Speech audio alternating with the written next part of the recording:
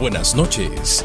Desde Santo Domingo, República Dominicana, Víctor Gómez Casanova se complace en presentar el programa Víctor en Vivo. Otro nivel de información. Víctor en Vivo. Y con ustedes, Víctor Gómez Casanova. Hola, ¿qué tal? Muy buenas noches. Bienvenidos sean todos ustedes a una nueva entrega de su programa Víctor en Vivo, otro nivel de información. Hoy estaremos compartiendo con un gran amigo, un politólogo, analista político, y es una persona con quien es muy oportuno, dada la coyuntura política actual, conversar con él y analizar con él todos estos movimientos políticos que estamos viendo, no solamente de cara a las elecciones municipales del 15 de marzo próximo, sino a las presidenciales del 17 de mayo. Está con nosotros esta noche el doctor Ricardo Pérez Fernández. Ricardo. Gracias por la invitación. Qué bueno tenerte por aquí, que siempre siempre un gusto poder compartir contigo. Igual para mí. Ricardo, ¿por dónde empezamos? Analicemos la posposición, la suspensión de las elecciones. ¿Qué te parece el hecho de haber suspendido estas elecciones y las posteriores consecuencias que hemos visto a esa medida? El primer gran conflicto vino luego de sucedido lo del 16 de febrero, el anunciar esa figura de la suspensión de las elecciones, a lo que jurídicamente no tiene ningún tipo de sustento. Y a partir de ahí yo pienso que se marcó el rumbo de manera clara de lo que ha venido sucediendo desde entonces. Yo lamentablemente veo una Junta Central Electoral que no tiene muy claro el peso de su responsabilidad, por eso pasó lo del 16 de febrero. Una Junta Central Electoral que por la presión del momento ha accedido a unas cuantas cosas, ¿verdad? Pero que luego, en materia de su relación con los partidos, especialmente con los de oposición, creo que no ha hecho una labor como para intentar restablecer la credibilidad perdida luego de ese fracaso electoral.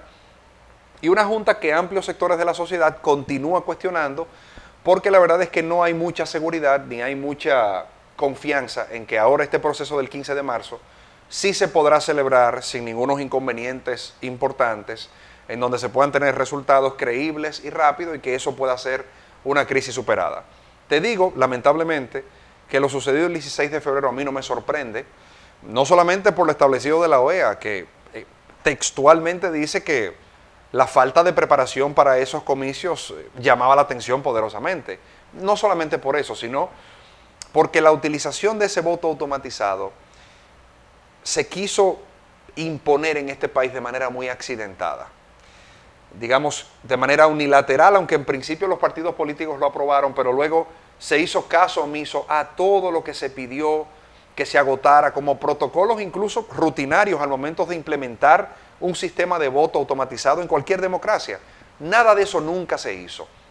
Y se veía como de manera atropellante se iba imponiendo el criterio unilateral de una Junta Central Electoral para implementar ese sistema.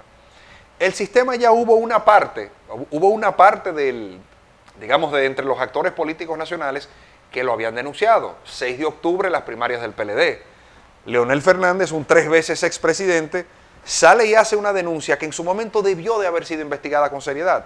No para complacerlo a él. Al final, él perdió la contienda por la candidatura presidencial en el PLD y eso al final es un tema de él. Ahí yo estoy de acuerdo. No, pero no por eso, sino porque ese mismo sistema era el que se pretendía aquí implementar para las elecciones municipales y para las elecciones presidenciales. No en unas primarias, sino ya en unas primarias, ya en unas elecciones nacionales donde todos íbamos a estar afectados, pero tampoco nunca se hizo. Se contrató una empresa que no tiene credibilidad para hacer una auditoría técnico-forense, como para salir del paso, pasar esa página y centrarnos en este proceso electoral. Con los pocos procesos que se pudieron implementar antes de la votación del 16 de febrero, ya se sabía desde la noche anterior que no había condiciones por fallas técnicas para hacer ese proceso electoral. ¿Tú entiendes que la suspensión o la anulación más bien, como lo establece la ley, debió haber sido anunciada la noche anterior cuando se presentaron esos inconvenientes ya de manera fehaciente? El jefe de la misión de observación de la OEA, el expresidente Frei de Chile, le recomendó al presidente de la Junta Central Electoral anunciar la suspensión de los comicios esa noche, que no esperara al día siguiente para que no sucediera lo que en efecto sucedió. Pero hubiese sido menos traumático. Si hubiese prestado a más conjeturas, naturalmente. ¿Qué pasó? ¿Por qué la suspenden? ¿Cuál es la razón de fondo? Igual la credibilidad de la Junta Central Electoral iba al suelo, igual el proceso quedaba minado irreparablemente.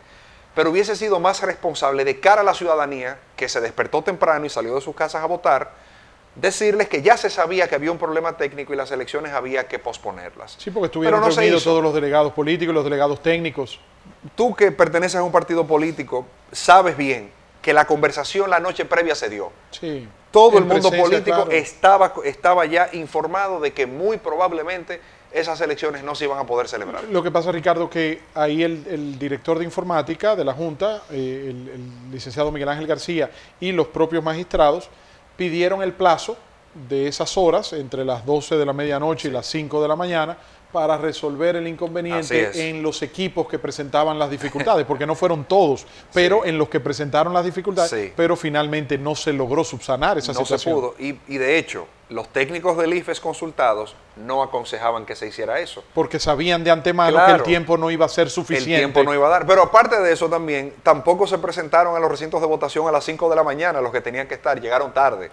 O sea, fue una combinación y una concatenación de hechos que dieron al traste con ese proceso electoral. Ahora, Ricardo, ¿por qué anular todas las elecciones municipales en los 158 municipios y no solamente en los 18 municipios donde se estaba implementando el voto automatizado, que era donde se estaba presentando el inconveniente? Porque los demás municipios, los 140 municipios restantes estaban votando como siempre se ha votado, de manera manual, con la boleta y el marcador. Excelente pregunta. Yo te diría que por dos razones. Esta primera que te voy a decir no se ha tocado mucho porque naturalmente el colapso generalizado del voto automatizado eclipsó todo lo demás. Pero resulta que sobre un 20% de las mesas que tenían votación manual también presentaron problemas al momento del inicio de la votación. ¿Problemas de qué tipo? No tener materiales, valijas no precintadas, una serie de dificultades documentadas, cerca de un 20%. También ahí iba a haber sus problemas. Pero imagínate que se hubiese hecho la votación. ¿Tú crees que cualquier partido, ponle el nombre que quieras, que hubiese resultado perjudicado en resultados electorales, en un proceso donde se suspende la votación automatizada por lo que se dio, pero se continúa con la manual? ¿Tú piensas que un partido político que hubiese perdido las elecciones acepta esos resultados como buenos y válidos? Hubiese vinculado naturalmente el problema del voto automatizado. Ese es el problema que tienen las elecciones, que sin que necesariamente se presente una falla sistémica, una sola acción que cuestione la credibilidad del proceso te lo mancha completo. Pero, Ricardo, yo creo que fue una decisión prudente suspender, anular, mejor dicho, la elección de manera integral. Pero volvamos al 6 de octubre. Antes de las primarias del 6 de octubre, el voto automatizado que promovió la Junta Central Electoral recibió la bendición, la aceptación de los diferentes actores. Yo recuerdo que la primera visita que hicieron los magistrados fue al expresidente Leonel Fernández en Funglode, después visitaron a Luis Abinader y al PRM, a Gonzalo Castillo, al expresidente Hipólito Mejía, o sea, lo hicieron con los actores, con los principales que competían para esas primarias presidenciales. Claro. Y todos le dieron un voto de confianza y aprobaron el método, la utilización del método del voto automatizado. Sujeto a condiciones que no se cumplieron. Claro, el tema de que había que verificar el voto manual, contar los votos con el voucher después de la... Sí. Los amigos que nos siguen por las redes seguro comentarán a esto. Si no me equivoco, entre PRM y Fuerza del Pueblo, y en su momento la representación de Leonel Fernández ante la Junta cuando todavía era del PLD, creo que fue un total de 84 instancias que nunca fueron respondidas por la Junta Central Electoral, relacionadas con el voto automatizado. ¿Previo al 6 de octubre o posterior? No, bueno, posterior al 6 de octubre vino una parte importante de esas, pero previo al 6 de octubre, entre enero del 2019 y septiembre del 2019, recuerda que es en enero que la Junta inicia. Hace sus consultas, me parece que fue una consulta formal, todos los partidos estuvieron de acuerdo. Entre enero y septiembre hubo una serie de instancias por partidos de oposición, en ese momento por el PLD, la representación de Leonel Fernández, pidiendo que se agotaran una serie de protocolos para la implementación de ese voto automatizado. Nunca fueron ni respondidas, nunca. Luego, ya recordarás, más próximo al 6 de octubre, lo que pedía el presidente Fernández, cotejo del 100% de las impresiones manuales, que se hiciera en el propio recinto electoral, que se auditara una mayor cantidad de máquinas luego de transcurrido el proceso para determinar que todo había salido bien. ¿Por qué? Porque se trataba de un ejercicio piloto. Si es un ejercicio piloto, lo primero es que no se implementa a nivel nacional, como en unas primarias abiertas donde todo el país podía votar, sino que se implementa de manera parcial, se le hacen todos los controles de calidad posibles a esa primera parte para que la sociedad pueda ver que es confiable. Y luego de manera gradual se va llevando a los otros niveles. Eso tampoco se hizo. No hay forma ya de determinarlo, y hasta mencionarlo pudiera ser una pérdida de tiempo, pero no faltan actores y analistas del proceso que dicen que si Leonel Fernández hubiese sido el ganador de las primarias del 6 de octubre, nunca se hubiese hecho un cuestionamiento al voto automatizado. Depende de cuál hubiese sido el resultado, me parece. Depende si las denuncias hubiesen sido las mismas. Recuerda que aquí hubo una parte instrumental con relación a la narrativa que terminó construyéndose en torno a ese primer ejercicio de voto automatizado, que fue el informe de participación ciudadana. Hubo una parte importante, creo que fue el 5, 8% de las mesas que ellos auditaron, donde la gente decía, no me salió mi candidato, me obligaba o a ninguno o a Gonzalo Castillo, que era lo que denunciaban puntualmente. O sea, eso, de hecho, la votación de ninguno fue muy elevada. Altísima. Entonces, eso fue importante. Leonel hubiese ganado y ese comportamiento se da de todas maneras, eso hay que revisarlo. Porque no es un tema interno de un partido político, es que con ese mismo sistema vamos a una votación nacional. Y eso, si presenta algún tipo de vulnerabilidad que actores determinantes, importantes de la sociedad dominicana entienden que merece la pena investigar, hay que investigarlo porque nos conviene a todos. Ahora, Ricardo, cuando analizamos ya la confrontación y posterior ruptura y división del Partido de la Liberación Dominicana con la salida del expresidente Leonel Fernández, si nos despojamos, que es un ejercicio muy difícil de hacer, pero si nos despojamos de pasiones y lo analizamos fríamente, hay argumentos de razón compartida desde un punto de vista y desde el otro. Por ejemplo, el expresidente Fernández y su equipo político señalan, esta gente han sido malagradecidas conmigo. Yo trabajé para que ellos alcanzaran el gobierno. Yo les apoyé. Y mira cómo me pagan. Un argumento. Pero desde el otro litoral vemos también un argumento. Pero es que el presidente Fernández no se cansa. Él fue presidente 3 veces y quiere volver por un 4º periodo. Y no es capaz de replegarse, retirarse para dar paso a otro candidato, ni siquiera a su propia esposa como candidata. ¿Cómo pudiéramos analizar ese rompimiento político, despojándonos lo más posible de las pasiones o de identificarnos con una posición y otra, y analizar ese resquebrajamiento, esa situación? A mí me parece, bueno, primero porque es un proceso, es apasionante el análisis. Sí, claro, es un proceso que marca un hito histórico. Yo también cuando voy a analizar cuestiones como estas, siempre trato de recordar algo. Los detalles, las minucias de la política, sobre todo las del tiempo presente, las conocemos y las recordaremos personas como tú y como yo, que vivimos muy pasionalmente el tema de la política, nos mantenemos al corriente, escudriñamos, nos gusta informarnos. Ahora, la historia no se escribe de esa manera. La historia registra eventos significativos y palpables. Al final, los detalles detrás del porqué de cada cosa se olvidan o se quedan almacenados en los actores del proceso que van perdiendo vigencia en el tiempo. Vamos a analizar primero la parte de Danilo Medina. Bueno, yo creo que la historia podría ser severo en juzgarlo. Te voy a decir por qué. Al margen de las diferencias personales que ellos pudieron haber tenido, de que lo que pasó en el 2007 que alega Danilo, de lo que Leonel Fernández puede alegar sobre Danilo en el 2015, al margen de todo eso, hay una verdad irrefutable. Leonel Fernández fue presidente entre el año 2004 y 2012, ¿verdad? En el año 2012 le entregó la presidencia con un 52% a un compañero de su partido. Sale del gobierno con un 72% de aprobación. El resto de la historia se está escribiendo todavía. Tú y yo recordamos lo que pasó en esos meses posteriores a su salida. Las protestas en Funglode, los cuestionamientos. ¿Cuál va a ser ese escenario final de Danilo? ¿Cuándo baja el telón de su obra? comparada con el caso de Leonel Fernández. Partido dividido,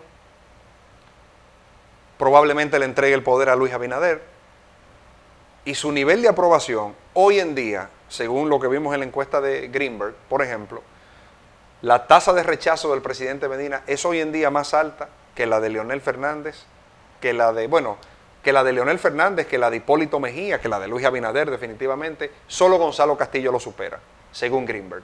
Y eso todavía es a unos meses de su salida. Yo pienso que cuando la historia pase por encima de todo esto y de todos estos acontecimientos corrientes, se verá en la condición que sale uno de la presidencia y lo que dejó, y en la condición de cómo sale otro y lo que dejó. Ahora, caso de Leonel Fernández. Se dice, bueno, pero ¿por qué una cuarta vez? ¿Pero por qué una quinta vez? Mira, todo eso puede tener argumentos de tipo político que lo pueden justificar. De hecho, las huestes de unos y otros están entrenados para repetirlo de manera reflexiva. Yo no lo veo de esa manera. Se le puede cuestionar personalmente, políticamente, por qué su insistencia de continuar en el poder. Ahora, ¿qué no se le puede cuestionar? Que tiene la posibilidad legal de hacerlo. Tiene la posibilidad legal de hacerlo. Ahora, ¿es deseable? O digamos, ¿es conveniente para la sociedad que un 3 veces presidente vuelva a hacerlo por una cuarta vez en lugar de una cara nueva? Ahí están las elecciones para decidirlo. Las elecciones están ahí para decidirlo. Lo que yo veo como preocupante, a mí que lo que me importa es el estado de la democracia dominicana y cómo marche. Ojalá y que esa curva de mejoramiento siempre sea progresiva y que no haya necesariamente que retroceder 2 pasos para avanzar 5, ¿verdad? A mí lo que me interesa es,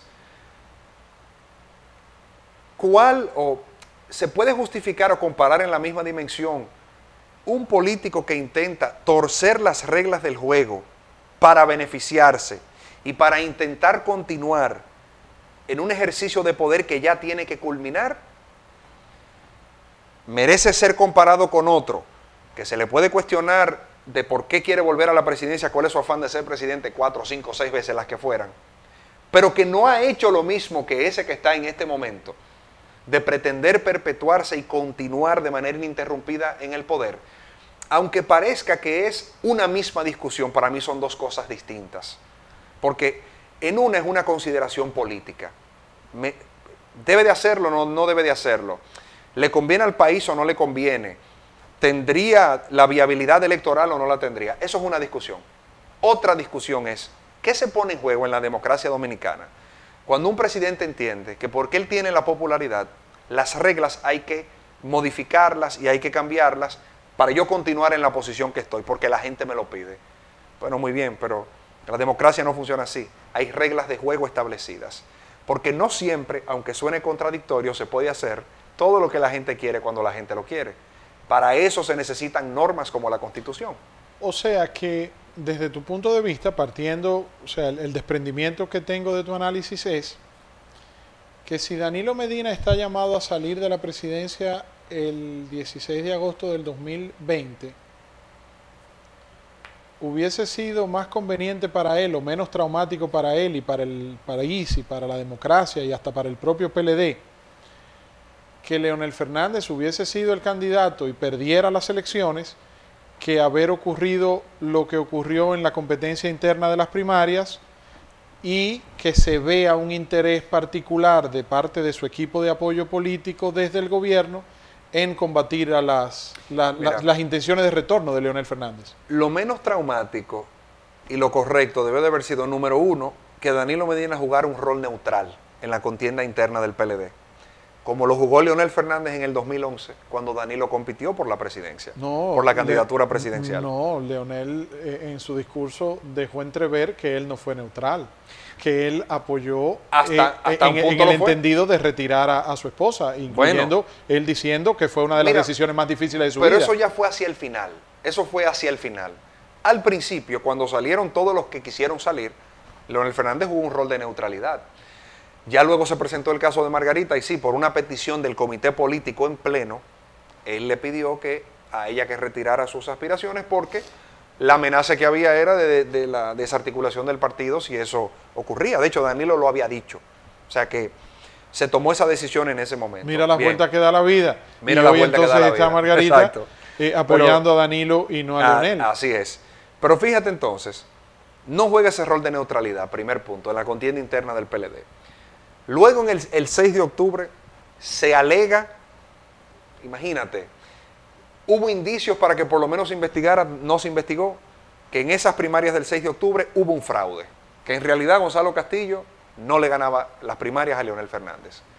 De hecho, yo creo que la reacción de sorpresa de todo un país con aquel acontecimiento es buen indicador de cuáles eran los resultados esperados. Al margen de las encuestas, algunas con ninguna credibilidad decían locuras, pero las tradicionales de siempre daban un veredicto bastante claro. Nada de eso ocurrió. Entonces, ya para mí no es un tema de que, bueno, de es menos traumático esto, es menos traumático lo otro. Danilo Medina tomó su decisión. Y Leonel también. Y Leonel también. La decisión y Margarita también. Y Margarita también. La decisión de Danilo Medina fue apoyar desde un principio a Gonzalo Castillo.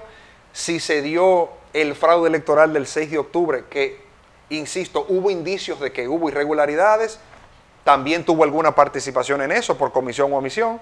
Y el resultado final, ¿cuál fue? Que Leonel Fernández se marchó del PLD. Entonces se marcha del PLD. Y no solamente se marchó del PLD, estigmatizó la naciente candidatura presidencial de Gonzalo Castillo, Sí. porque no solamente se retira del PLD para presentarse como candidato por el Partido de los Sí. Trabajadores, sino que cuestiona y señala las irregularidades a las que tú haces referencia. Exacto, y la legitimidad o la carencia de legitimidad detrás de esa candidatura. Pero ya eso es un tema del PLD. Entonces, si tú comparas ambos roles, cuando a los dos les tocó en el mismo momento de la historia jugarlo, uno tiene una conducta muy distinta a la otra. Pero ya cada quien también carga con sus consecuencias. Mucha gente le aconsejó a Leonel Fernández, yo lo recuerdo en esa época, que lo conveniente para él era que Hipólito Mejía ganara la presidencia en el 2012. Porque si Hipólito Mejía ganaba la presidencia en el 2012, Danilo Medina salía de contención probablemente para siempre, había perdido 2 veces una candidatura presidencial, y la fuerza que tenía el PLD en ese momento a nivel municipal y a nivel congresual se mantenía de manera hegemónica y de manera unida, aglutinada en torno a él. Y él continuaba siendo el ente decisor. Sin embargo, él tomó otra decisión. Tomó la decisión de apoyarlo, en lugar de permitir que Hipólito Mejía continuara como los números iban indicando. A Danilo Medina la historia le presentó la misma oportunidad. No de que apoyara a Leonel, ni que lo ungiera como el elegido, ni que hiciera todo lo que Leonel hizo por él para que él fuera presidente, pero por lo menos para garantizar de que la competencia a lo interno fuera equitativa, de que él fungiera un rol de árbitro, un rol de ente neutral, el rol que le corresponde al presidente de la República y en ese momento figura más importante del partido, pero no lo hizo así. Yo no estoy diciendo con eso, mira, ni que uno se comportó mejor que el otro, eso es un tema subjetivo y cada quien dirá. Ahora bien, lo que sí está claro es que en circunstancias similares en la historia, los dos eligieron caminos distintos y se comportaron de manera distinta. Y como te digo, los detalles se lo traga la historia. Ya veremos cómo queda escrita cada cosa. Se escribirán capítulos posteriores de esa historia con los resultados de las elecciones por venir. También eso se verá, exacto. Analicemos ahora la situación desde el punto de vista de la vicepresidenta Margarita Cedeño de Fernández. Estrictamente en el campo político, sin entrar en consideraciones de carácter personal, que no nos compete por respeto a su privacidad y a su relación matrimonial. Desde el punto de vista político, Margarita Cedeño es una mujer que logra reconocimiento social y supremacía política sobre la base de su unión matrimonial con el presidente Leonel Fernández y se presenta a ser una figura política reconocida como primera dama de la República a partir del año 2004. Correcto. Durante 8 años de presidencia de Fernández, 2008, 2004, 2008, 2012, o sea, del 4 al 12, presenta amplios niveles de popularidad, de reconocimiento social, de simpatía, fruto de su gestión al frente del despacho de la primera dama. Tanto así que la colocan en las encuestas como la candidata favorita, idónea para la vicepresidencia de la República, y un comité político y un Partido de la Liberación Dominicana en su dirección, que en ese momento objetaba que ella fuera presentada como precandidata para competir con Danilo Medina y los demás precandidatos en el 11, Así es. no presentaron ningún tipo de objeción, por el contrario, los mismos que objetaban que ella fuera precandidata a la presidencia, la impulsaban y la promovían para ser la compañera de boleta de Danilo Medina. Entonces logra alcanzar la vicepresidencia de la República, y también a través de su buena gestión en la coordinación del gabinete social y con su imagen y con su trabajo, logra amplios niveles de popularidad y dura 8 años como vicepresidente. Sin embargo, causa sorpresa que la doctora Cedeño de Fernández, independientemente de que sea la esposa de, vuelvo y te repito, analizándolo desde el punto de vista político, dejando a un lado lo personal, no haya dado el paso con el expresidente Fernández a la Fuerza del Pueblo, y no solamente que haya permanecido en el Partido de la Liberación Dominicana, sino que ahora sea la compañera de boleta de Gonzalo Castillo. ¿Cómo analizas eso políticamente? A ver, esa decisión marca una ruptura política definitiva, aclaro, política definitiva, ¿verdad? Ya ella había decidido permanecer en el PLD. Ahora, todavía, con relación a esa decisión, habían algunos cuestionamientos y algunas dudas que a mi forma de ver podían justificar su permanencia. Una de ellas, por ejemplo, bueno, ella fue distinguida con haber sido escogida vicepresidenta de Danilo Medina. Yo pienso que le correspondía acompañar al presidente Medina hasta el final de su mandato. Y eso yo pienso que nadie se lo iba a cuestionar. Yo creo que se entendía incluso desde un punto de vista de respeto y de lealtad a quien la distinguió y la hizo su compañera de boleta. Yo no veo nada negativo cuando se analiza desde ese punto de vista, ¿verdad? Además del respeto institucional a la figura, a la segunda figura jerárquica en el Estado. O sea, y pienso que si ella hubiese anunciado que su permanencia se debía fundamentalmente a esa razón, no se lo hubiese cuestionado. Ahora, claro, la sociedad, y más esta sociedad, se genera una serie de expectativas. Bueno, es la esposa de Leonel Fernández. ¿Cómo no se fue? ¿Cuáles son las razones de eso? Bueno, al final para mí es un tema de independencia política. La decisión de aceptar la candidatura vicepresidencial de Gonzalo Castillo ya marca definitivamente, digamos, esa ruptura política, y no solamente eso, sino que la decisión de permanecer en el PLD ya no solo obedece a esa lealtad ni a su investidura. Exacto, ni a su investidura, ni ese agradecimiento al presidente Medina por haberla distinguido, sino que se siente parte de ese proyecto político, cree en ese proyecto político y presta su figura, su capital político, su favorabilidad en la sociedad a una candidatura que exhibe pocas posibilidades de articular algún esfuerzo que pueda terminar en un triunfo. Para mí eso en sí solo es admirable, esa parte. Ahora bien, esto pasará. Entonces habrá que ver cómo se resiente su figura con relación a esa decisión. ¿Tendrá un espacio en el PLD luego de que pasen estas elecciones, si el PLD pierde el poder, para ella constituirse en esa protagonista del nuevo capítulo a nivel presidencial del PLD? No lo sé. Es ese mismo comité político que está ahí, que ya la objetó una vez para esa posición. ¿Lo aceptarían ahora? No lo sé. ¿Cuál estructura dentro del PLD articulará Margarita Cedeño de Fernández para un proyecto político propio? Se presume que los cuadros que eran de Leonel se fueron con él y faltan algunos por irse todavía. Se sobreentiende que lo que permanece en el PLD son los cuadros de Danilo. Bueno, esos cuadros son de Danilo, y Danilo probablemente, de presentarse, ¿verdad?, la necesidad de hacerlo, lo endosaría a una persona más vinculada estrechamente a su proyecto político, como lo ha demostrado. Cuando se ha tenido la oportunidad, por ejemplo, de ingresar a nuevas personas al comité político del PLD, ¿quiénes son los que entran por parte de Danilo? Su gente más cercana. Entonces, para ese relevo que tendría que darse en el PLD, debido a que el presidente Medina no puede presentarse de nuevo, ¿le entregaría él su estructura a Margarita Cedeño de Fernández? Y si no se la entrega, ¿cómo empieza a construir ella, dentro de un PLD que se ha quedado solo con el danilismo, una estructura que la pueda catapultar a una candidatura presidencial en el PLD? Yo supongo que todo esto se habrá pensado, se habrá analizado antes de la decisión. Pero, escuchando tu análisis brillante, sí, como te caracterizas, me voy a la fuerza del pueblo. Sí. Estaría viviendo ella también una situación muy parecida, un entrampamiento político. Y probablemente su decisión final, digamos que se fundamentó en decir, bueno, aquí tengo más posibilidades que aquí. Sí.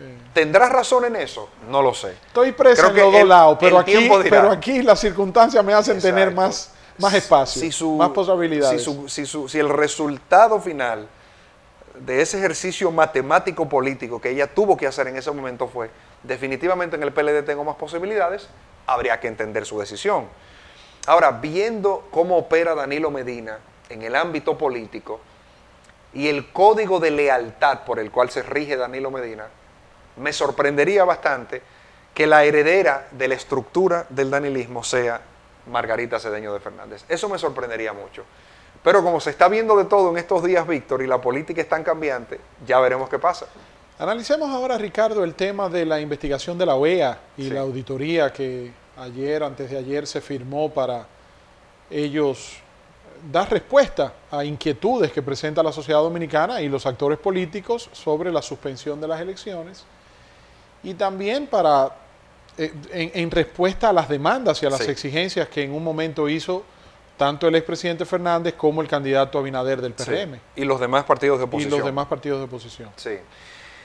A ver, fue un paso en la dirección correcta el que finalmente la OEA encabezara la parte técnica. Recuerden que es solo la parte técnica de esa investigación. O sea, se hará un peritaje técnico forense para determinar las razones técnicas de por qué falló el voto automatizado. Las derivaciones de tipo penal que pueda tener eso no es competencia de la OEA. Eso tendría que ser otro órgano de Sí, investigación. porque son vinculantes. Que idealmente sería el fiscal, la famosa figura del fiscal electoral, para continuar con una investigación de esa naturaleza. No vi bien que fuera el Poder Ejecutivo que le pidiera a la OEA que viniese al país para realizar esa investigación y que le pidiese al Ministerio Público, cosa que no puede hacer, es una violación a la Constitución, que detuviera la investigación que estaba realizando para determinar lo acontecido el 16 de febrero y que haya sido esa decisión lo que nos diera este resultado. Para mí lo ideal hubiese sido que desde el primer día la Junta Central Electoral, entendiendo su crisis de credibilidad y legitimidad, acudiera a la OEA, a IFES, a UNIORE, a quien fuera, para solicitar ese acompañamiento y ese relevo en materia de investigación, para que lo que resulte de ahí pueda tener algún tipo de credibilidad. Pero en términos diplomáticos, de todas maneras, tendría que tener el aval, el visto bueno y el apoyo del Estado. El Estado tendría, claro, el Estado a través de nuestro embajador ante la OEA tendría que hacer la petición formal, es así. Pero si hubiese sido... Tú lo que dices es que debió haber nacido primero la OEA, de la Junta Central primero la Junta Central Electoral y luego el Poder Ejecutivo apoyar. No el Poder Ejecutivo decir, Ministerio Público, suspéndeme esa investigación. OEA, por favor, ven, investiga tú. Y luego la OEA decir, sí, estamos de acuerdo que sea así. Porque eso continúa alimentando la narrativa de que la Junta Central Electoral tiene compromisos con el PLD y tiene compromisos con quienes están en el poder. Pero que es la narrativa de la calle. Sí, pero un momento. Quienes impulsaron la renovación de esa Junta Central Electoral y promovieron esos hombres y esas mujeres que hoy dirigen la Junta Central Electoral fueron los partidos de oposición que no aceptaban bajo ninguna circunstancia que Roberto Rosario, expresidente de la Junta Central Electoral, se mantuviese al frente del organismo, su hoy aliado. Sí, así es. No, y te diré algo. Bueno, en principio no había por qué dudar que Julio César Castaño Guzmán fuera a hacer un buen trabajo al frente de la Junta Central Electoral, que alguien como Carmen Inver, lo mismo, ¿verdad? Se tuviera la misma expectativa de ella. Lo mismo que Roberto Saladín, un servidor público de más de 50 años, servicio del Estado Dominicano. O sea, no se tenía por qué entender de antemano que esa Junta Central Electoral lamentablemente iba a demostrar esta inmensa incompetencia en la materia más sensible de su mandato, que es organizar elecciones. O sea, es lamentable, pero al final yo pienso que nadie previó que nos íbamos a ver en una situación como esta.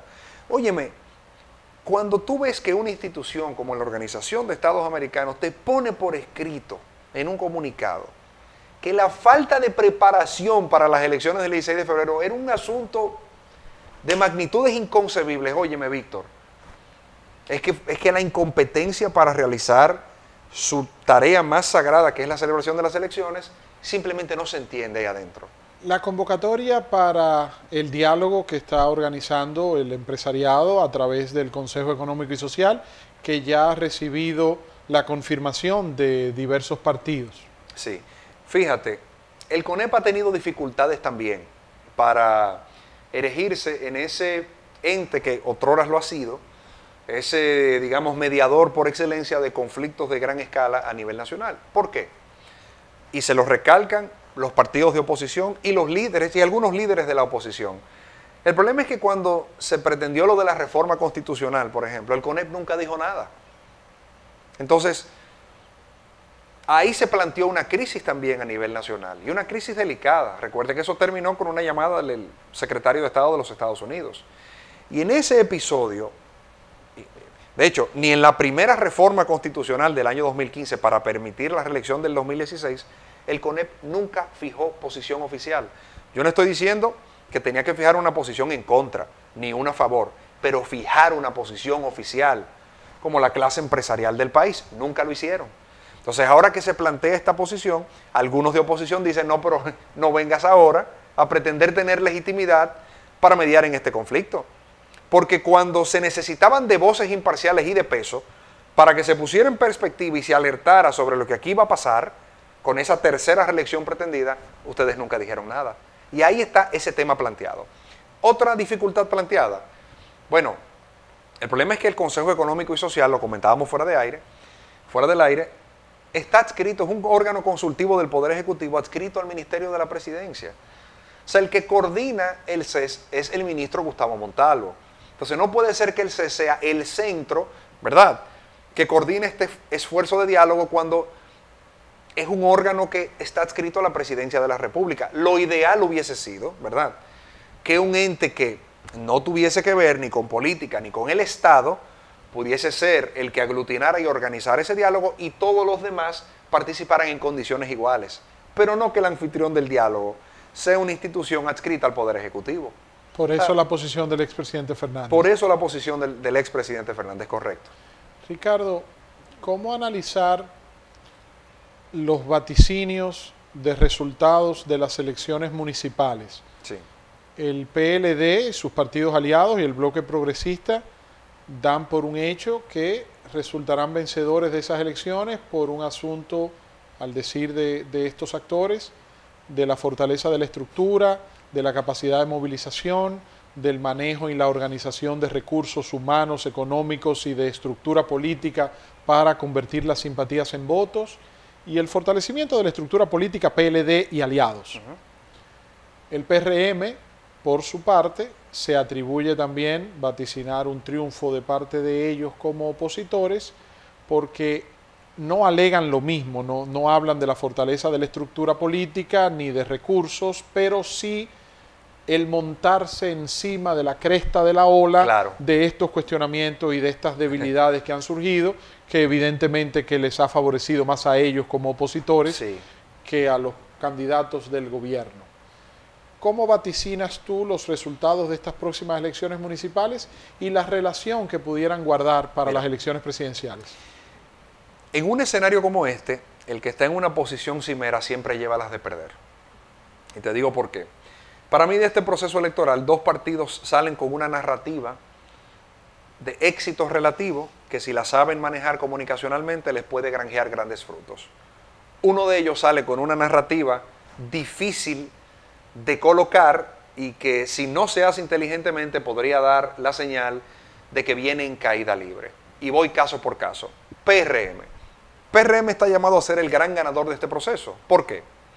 Porque el PRM tiene en la actualidad, creo que son 43 alcaldes a nivel nacional. No recuerdo el número de directores de distritos municipales, 500 y tantos regidores, y por ahí anda la cosa con ellos. Bueno, seguro en estas elecciones les irá mejor en cada una de esas categorías. Ya eso plantea un cambio digamos, de fortaleza política en primer orden, pero de tendencia en segundo orden. Bueno, mira de dónde yo vengo, fíjate hacia dónde voy. O sea, pasé de estar aquí y ahora estoy aquí, crecí, versus el PLD. El PLD tiene 107 alcaldías. Yo veo como prácticamente imposible que el PLD pueda sacar más de 107 alcaldías. Y lo mismo pasará con las demás posiciones municipales que se van a elegir. Narrativa del PLD o qué se configura en términos de opinión pública en torno a eso. El PLD viene bajando. El PLD perdió espacio de poder.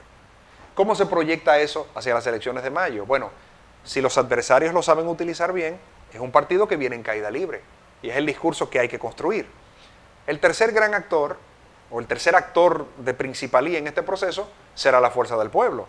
Bueno, es un partido nuevo, tiene 3 meses de existencia. A partir del 15 de marzo pasa a existir de manera formal. ¿Por qué? Porque obtendrá algunos alcaldes, obtendrá algunos regidores, obtendrá algunos directores de distritos municipales. Y yo te diría que indistintamente de la cantidad que obtengan, si el partido se coloca en un nivel de votación popular sobre un 10% y tendría más posiciones a nivel municipal que lo que tuvo el PLD, por ejemplo, en su primer proceso electoral luego de su fundación, que fue 0. El PLD no sacó absolutamente nada en ese primer proceso electoral en el que participó. Y no 3 meses después de haber sido fundado. Y no 3 meses después, sino 5 años. Entonces ahí, para la Fuerza del Pueblo, naturalmente un partido fundado por Leonel, que viene de la escuela del PLD, ahí se genera una narrativa que también da fuerza a que es un proyecto político que nace con presencia y que nace con fuerza. Al final todo se reduce a estrategias comunicacionales, pero yo te diría que el que la tendrá más difícil va a ser el PLD, porque naturalmente venir de una posición tan privilegiada como de tener 107 de las 158 alcaldías, es muy difícil superar eso. Entonces ellos tendrán que ingeniárselas para cómo presentar a la sociedad esto, digamos, como algo distinto a una indicación de que se viene en caída libre, de que es un proyecto que viene perdiendo arraigo popular, de que viene perdiendo fuerza. ¿Y su vinculación con los resultados de las elecciones de mayo? Mira, si el cambio llegara a ser muy, muy marcado, o sea, es decir, imagínate que el PLD pierda una cantidad significativa de alcaldías, que pierda una cantidad significativa de posiciones municipales, y el PRM y la Fuerza del Pueblo, por ejemplo, adquieren una cantidad significativa en el orden municipal. Bueno, ya ahí sí se plantea, o ya ahí yo pienso que se establecería el discurso de la tendencia. Bueno, aquí hay algo claro pasando. O sea, el PLD viene perdiendo, definitivamente que a mayo el PRM es el partido a vencer, la Fuerza del Pueblo viene creciendo, le va a ganar al PLD por el segundo lugar. O sea, yo pienso que eso se construiría. Insisto, si la variación fuera muy significativa. Si no fuera muy significativa, entonces no tendría por qué necesariamente incidir en las elecciones de mayo. El comportamiento y la articulación de los movimientos locales con liderazgos locales para elecciones locales son muy distintos a los que se dan a nivel presidencial. En ese caso, quien tendría una dificultad mayor sería Gonzalo Castillo, de los 3 candidatos que van a la contienda presidencial, los 3 principales. ¿Por qué? Luis Abinader está sobre una ola que en este momento está planteando la necesidad de distanciarse de lo que ha representado el PLD y buscar una alternativa nueva. Se quiere una persona distinta. Luis Abinader es la persona distinta en este momento y por eso vemos su posicionamiento privilegiado hoy en día en las encuestas. Las elecciones no son hoy, las elecciones son en 75 días. Falta mucho todavía, pero ese es el posicionamiento de hoy. Eso yo pienso que lo puede ayudar cuando empiece a calar el razonamiento del voto útil. Si la gente llegase a entender que Luis Abinader va a ganar, y más, que sí va a ganar en primera vuelta, mucha gente votaría por él.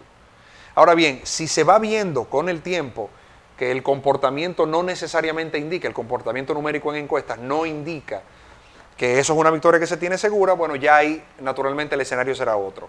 Pero Abinader en principio goza de que es el candidato nuevo en un momento donde se quiere marcar diferencia o marcar un rumbo nuevo con relación a lo que hay. El caso de la Fuerza del Pueblo. La Fuerza del Pueblo no tiene mucho liderazgo local. ¿Por qué? Porque la mayoría de ese liderazgo local se quedó en el PLD. Pasó una parte para la Fuerza del Pueblo, pasará otra ahora, luego de las elecciones.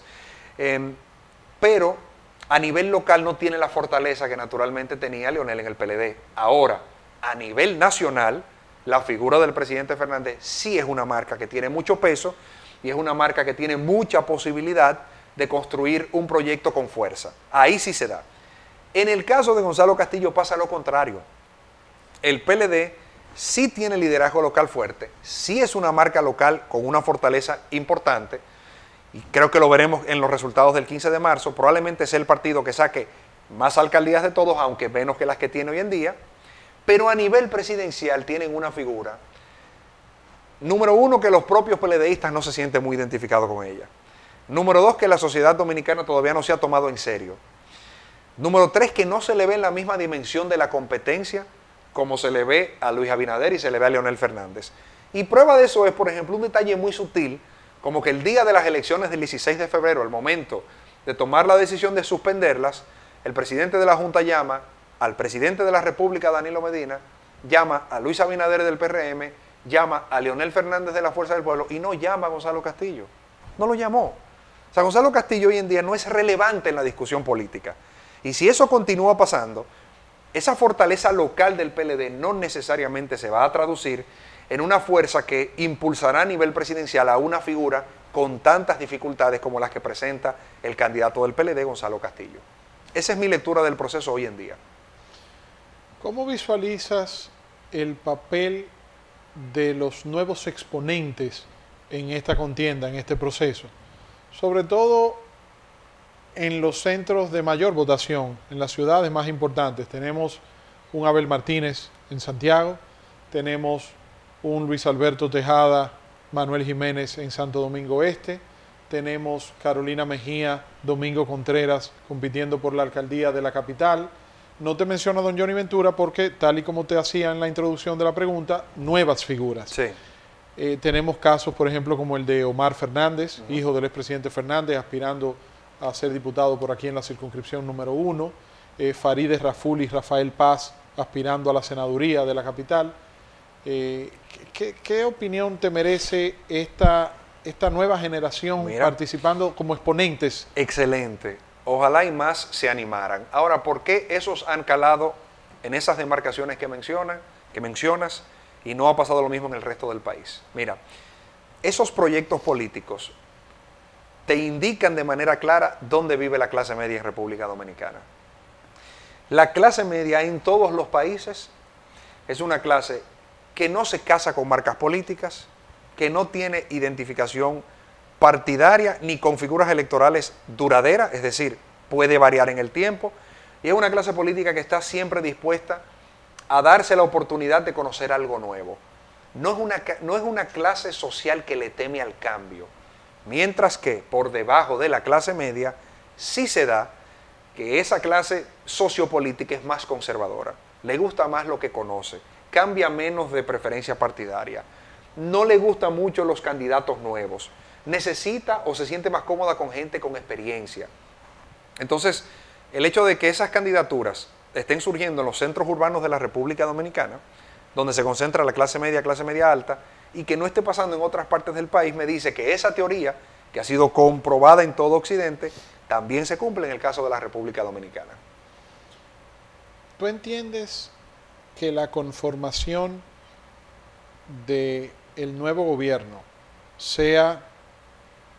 Hay tres opciones principales. ¿Tú entiendes que habrá definición de primera vuelta? Yo no estaría muy convencido. A mí me parece que no habrá una definición en la primera vuelta. Sé que las encuestas en este momento indican que Luis Abinader está por encima de eso, pero he dicho, falta mucho tiempo para las elecciones. Luis Abinader es un candidato nuevo que exhibe una fortaleza de momento importante porque ha sido el que ha capitalizado el descontento de las calles, que ha surgido fundamentalmente a raíz de lo del 16 de febrero. Pero eso no necesariamente es garantía de que esto se mantenga en el tiempo. Luis Abinader no ha sido blanco de ninguna campaña política. O sea, ni la campaña de la Fuerza del Pueblo, ni la campaña de Gonzalo Castillo en el PLD se ha concentrado, por ejemplo, en tratar de exponer los puntos débiles de Luis Abinader. Todo lo contrario, Fuerza del Pueblo y PLD siguen concentrados unos en otros, ¿verdad? Entonces, pienso que esa dinámica ya va a cambiar, porque ya la amenaza es real. Ya Luis Abinader marca a un nivel donde podría ganar en primera vuelta. Yo pienso que eso cambiará de cara a mayo. Si cambia y la diferencia y se convocase una segunda vuelta o fuera necesaria una segunda ronda electoral, si la diferencia entre el primer lugar y el segundo lugar no supera los 15 puntos, 15, 16 puntos, tendrá que haber una alianza. Y donde hay tripartidismo en un sistema presidencial, siempre tiene que haber una alianza. Matemáticamente no puede funcionar de otra manera. Lo natural es que en el caso de que Luis Abinader pase a la segunda vuelta y pase Gonzalo Castillo, pienso que la fuerza del pueblo y la gente de Leonel apoyarían a Abinader. No creo que apoyarían a Gonzalo Castillo. Sería una contradicción difícil de explicar, sobre todo ante la historia. No en el momento presente, pero sobre todo ante la historia.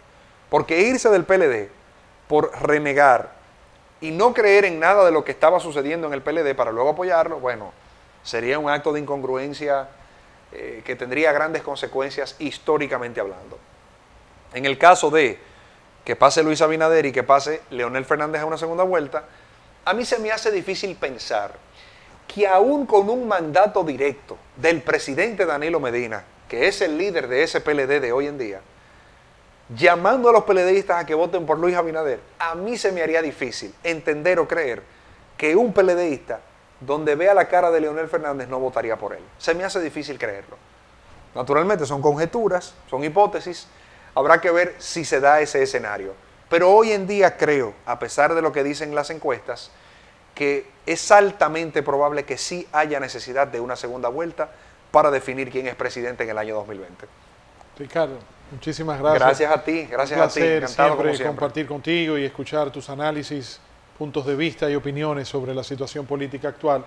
Y te reconozco como siempre tu capacidad de análisis, despojado de todo tipo de pasión y de simpatía, analizando en un sentido y en otro en base a los argumentos que presenta la realidad actual. Se hace un gran esfuerzo para eso. Muchísimas gracias. A ustedes las gracias también por el honor de su sintonía. Espero que hayan disfrutado de esta conversación con el politólogo Ricardo Pérez Fernández. Feliz resto de la noche. Hasta mañana en una nueva entrega de su programa Víctor en Vivo, otro nivel de información y de...